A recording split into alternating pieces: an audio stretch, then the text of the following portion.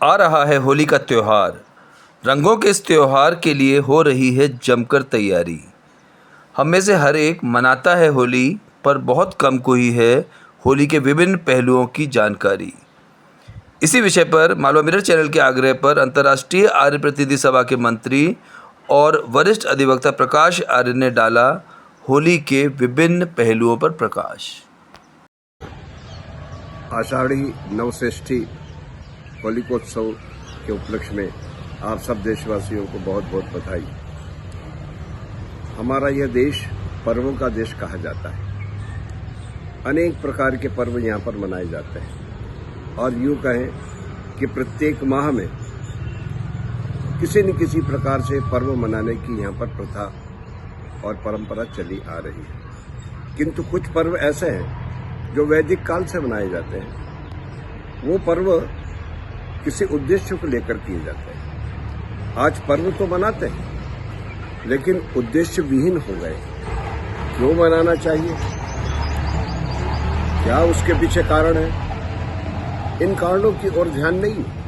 एक परंपरा चली गई, सब मनाते तो हम भी मनाते हैं। और तो और पर्वों को मनाने का रूप भी विकृत हो चुका है।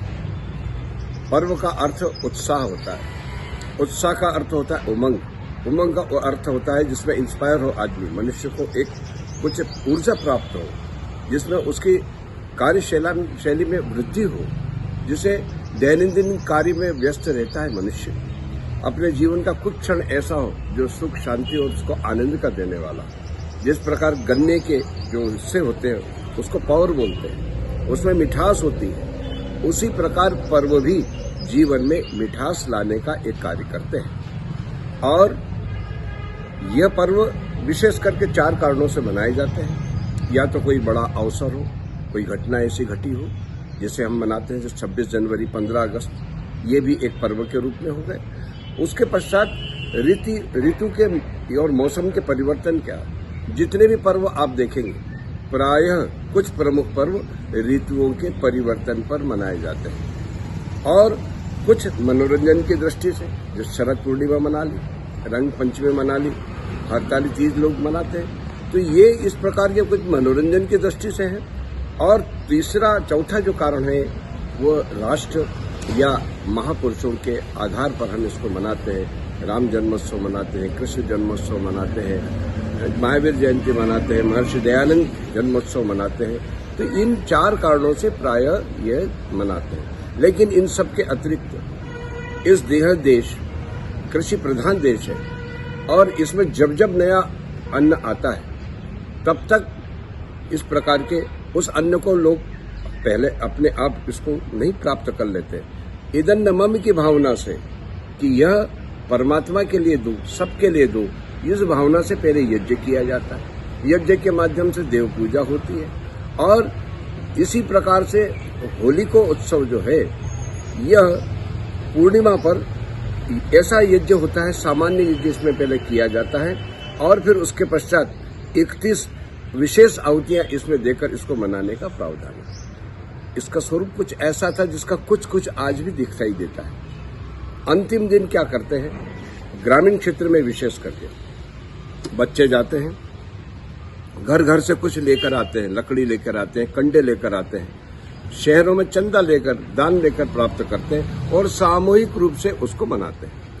ये पूर्णिमा पर जो यज्ञ होता है, यह यज्ञ पूर्णाहुति के रूप में होता है। कई दिन पूर्व से ही चलता रहता है और इसकी पूर्णाहुति होती है। और उस दिन गांव का जो मुखिया होता है या समिति किसी संगठन का मुखिया होता है, वो उसके साथ में बैठकर वो उसका मुख्य यजमान होता है। आज भी वो परंपरा है। होली को लोग अग्नि देने जब जाते हैं तो वहाँ का मुखिया, वहाँ का सरपंच, वहाँ का चौधरी वो उस प्रकार देता है या किसी बड़े व्यक्ति से दिलवाते हैं। तो ये एक सामूहिक रूप से यज्ञ किया जाता था।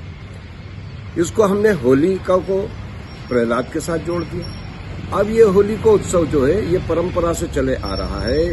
ये हमारी वैदिक संस्कृति के अनुसार है। हिरण्यकुश, प्रहलाद ये तो अभी अभी हुए। और फिर देखिए इसमें थोड़ी सी भ्रांति है। होलिका ने प्रहलाद को गोद में बैठाकर उसे मारने का प्रयास किया। होलिका कोई ठीक महिला नहीं थी। लेकिन जरा आप जाकर देखो, मैं ये नहीं समझता कि सब जगह होता है अथवा नहीं, लेकिन मध्य प्रदेश के कई स्थानों पर होली की पूजा लोग करते हैं। महिलाएं होली के आसपास घूमती हैं, होली के ऊपर हार चढ़ाती है, होली के ऊपर कंकु लगाती है, होली के ऊपर नारियल डालती है और होली माता की जय बोलती है। समझ में नहीं आया कि जब प्रहलाद को जलाने वाली जो महिला थी वो इस प्रकार की दुष्टा महिला थी, तो फिर उसके ऊपर हार चढ़ाकर उसकी जय जयकार क्यों करेंगे? फिर तो हमको कंस की भी करना चाहिए, रावण की भी करना चाहिए। ये किसी कारण से लोगों ने इसमें घटना जोड़ दी है। वास्तविक स्वरूप तो यह है कि हमारे राष्ट्र के 4 दुश्मन है, महाशत्रु है। पहला है अज्ञान, दूसरा अन्याय, तीसरा है अभाव और चौथा है असंगठन।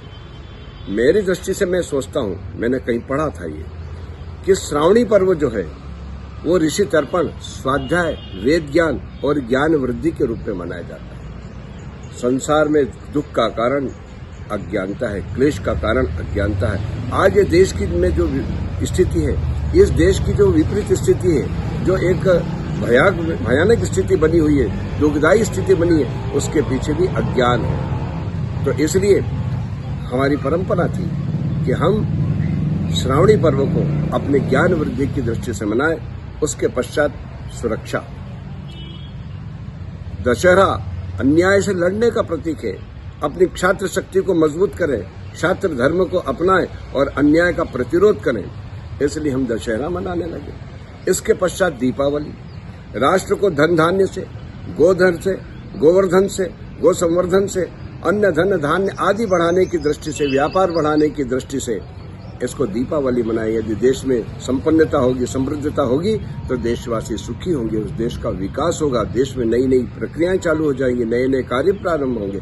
इसलिए दीपावली को हमने उससे मनाया। अब इसके बाद में होली का उत्सव को हमने रूप दिया संगठन।